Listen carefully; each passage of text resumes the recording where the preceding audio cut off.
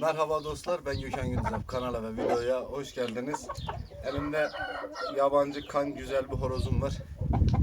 Horozu buraya bırakıp tavuklar yumurtalarını neden yer sorusu hakkında güzel bir içerik yapacağız. Aferin sana. Evet, bunların ikisi de kardeşler. Ben bunları yumurta olarak ithal ettim. Ve çıkımlarını sağladım. Güzel hayvanlar ama bilmiyorum ne olurlar ne olmazlar. Benim için pazardan alınan bir hayvandan farkı yok şu anda. İlerleyen dönemlerde göreceğiz kendilerini. Görüntüler, ışık. Güzel hayvanlar. Erkeği olsun, tavuğu olsun. Çok hızlılar, çok eli çabuklar da. Bakalım ekeliklerinden olacak. Bu şu anda 8 aylık.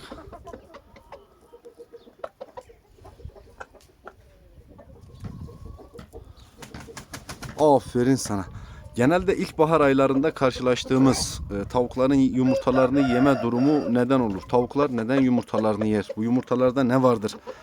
Şimdi tavukların yumurtalarını oluşturması için belirli protein ve vitamin minerallere ihtiyaç duyarlar. Yani tavuklar üretken bir hayvandır. Üretken bir hayvan olduğu için bunları bir fabrika gibi düşünün. Bir şeker pancarı olmadan nasıl şeker olmuyorsa yumurtanın da olması için gerekli vitaminler, mineraller, proteinler, belirli gıdalara ihtiyaç duyarlar. Hayvanın aslında yumurtasını yemesi bir davranış değildir de vücudunda rezervlerinde bulunduğu eksiklikleri gidermek için yapar bunu. Kışın ya da kıştan çıkınca ister istemez tüy değişmiş, tüye girmeye başlamış, tüyden çıkmış, bütün hazırlıklarını tamamlamış oluyor. Lakin size üretim vermesi için bazı gıdaları, vücudunda bulunan bazı rezervleri kendi hazırlıkları için harcar. Tamam mı?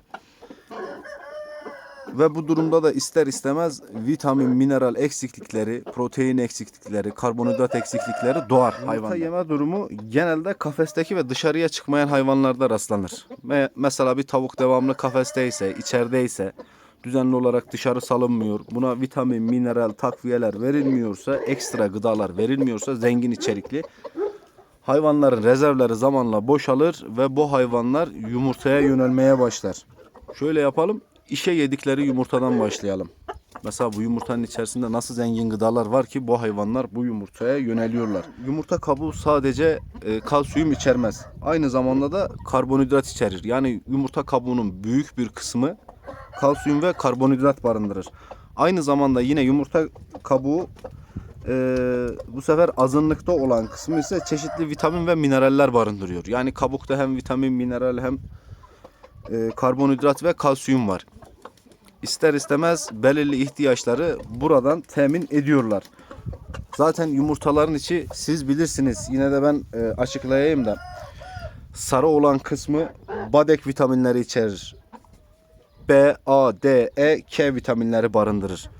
Mesela aynı zamanda bir yumurta demir ve fosfor bakımından çok zengindir. Bu yumurtaların kalorisi düşüktür ama içleri gerçekten protein deposudur. Mesela bir yumurtanın %12'si proteindir. %10'u yağdır. %1'i karbonhidrattır. Geriye kalan %75'i sudur.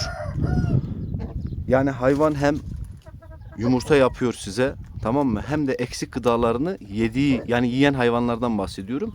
Yediği yumurtadan karşılıyor. Aferin sana. Bir sonraki yumurtanın hazırlığı. Bu çok önemli bir şeydir. Yani bu bir kere yumurtlamıyor. Devamlı aynı şeyi yaptığı için 9 tane 10 tane yumurtladığı için rezervlerini doldurması lazım. Hayvanın birikiminin, vitaminin, mineralinin çok yüksek olması lazım ki böyle şeyler ile karşılaşmayın. Sorun hakkında nasıl bir yol çizmeliyiz derseniz, mesela gaga kesmek ya da dağlamak sadece geçici bir çözümdür. Çünkü bir hayvanda eksiklik varsa bu diğerlerinde de baş verebilir. Aynı zamanda şöyle bir şey var. Yani bu bir geçici bir süreçtir.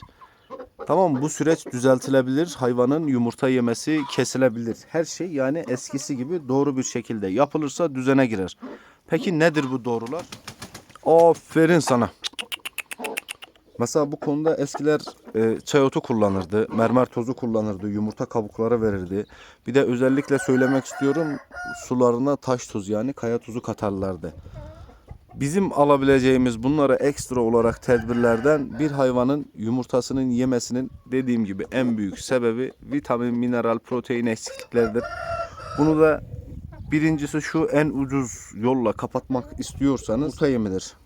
Çünkü yumurta yeminde belirli yüksek proteinler, kalsiyumlar, karbonhidratlar, vitaminler. Aferin sana, çok hızlı bunlar ya. Gerçekten çok hızlılar yani. Elleri de hızlı da sonları ne olacak onu çok merak ediyorum. Merak içinde besliyorum bunları. İkincisi ise mesela yumurta kabuğu verebilirsiniz. Evde tükettiğiniz yumurtaların kabuğunu ezerek tavuklarınıza yedirebilirsiniz. Aynı zamanda biraz da cömert olmak lazım. Hayvanlara yumurta kabuğu sadece değil de arada sırada da güzel yumurtalar haşlayıp verirseniz çok iyi olur. Bu üçüncüsü, hatta en önemlisi bu olabilir.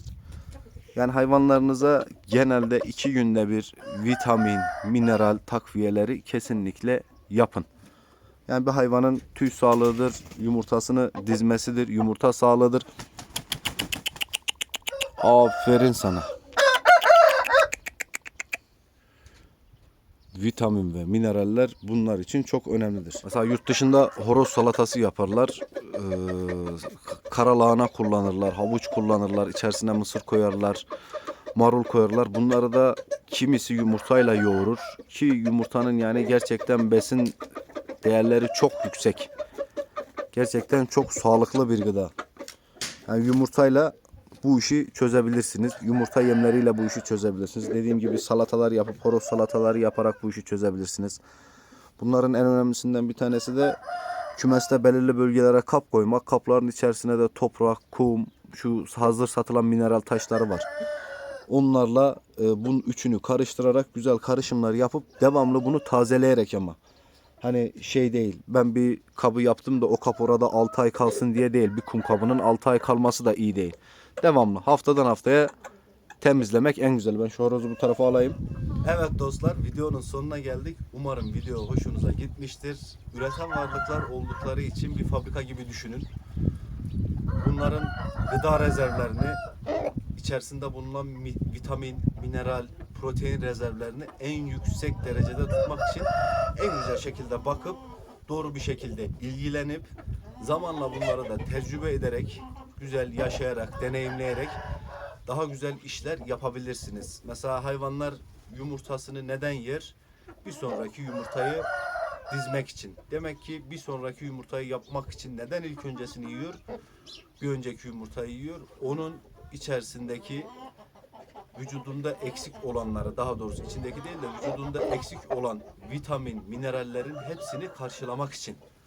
Yani bir tavuk durduk yere yumurtasını yemez. Çünkü o da üremek istiyor. O da bir sonraki neslin devamını istiyor. Bunun için bu davranışta bulunuyor ve yumurta yapıyor. Ama bir hayvanın içi boşsa, içindeki rezervler en aşağı seviyedeyse birini yapmak için zaten zorlanıyor. İkinciyi yapmak için birinciyi yemesi lazım ki ikincinin malzemesini tedarik etsin. Bu şekilde hayvan bu şekilde kötü davranışlar sergiliyor daha doğrusu. Ama bunu ihtiyaçtan yapıyor. Yani hiçbir hayvan kesinlikle durduk yere kendi yavrusunu yemez. Açlıktan yapıyor. Vitamin eksikliğinden, mineral eksikliğinden. Bu tarz şeylerle de karşılaşmak istemiyorsanız biraz özen gösterin hayvanlarınıza. Yani genelde kafeste olan tavuklar yapar. Hiç dışarıya çıkmayan tavuklar yapar. Tavuk zaten dışarıya çıkarsa zengin içerik var. Dışarıda bir çeşit yeşillik var, taş var, börtü var, böcek var. Siz de biraz küçük vitaminlerle desteklerseniz bu hayvanları, proteinler, vitaminler, arada sırada yumurta haşlayıp verseniz, evinizdeki yumurta kabuklarını sunsanız bu hayvanlara, kalsiyumlarını alsalar, proteinlerini alsalar, böyle davranışlar sergilemeyecekler ve sizin bu hayvanlardan beklediğiniz bir sonraki nesil o yumurtalardan gelecek. O yumurtaları da siz sağlıklı bir şekilde toplayacaksınız. Ne olacak bu sefer? Siz de mutlu olacaksınız. Yaptığınız işlerden keyif alacaksınız. Şimdiden iyi seyirler diliyorum. Umarım video hoşunuza gitmiştir. Umarım söylediklerim bir nebze de yaramıştır. Şimdiden iyi seyirler dilerim. Sağlıkla kalın. Bir sonraki videoda görüşmek üzere. Selametle. Al da yabancı çocuk.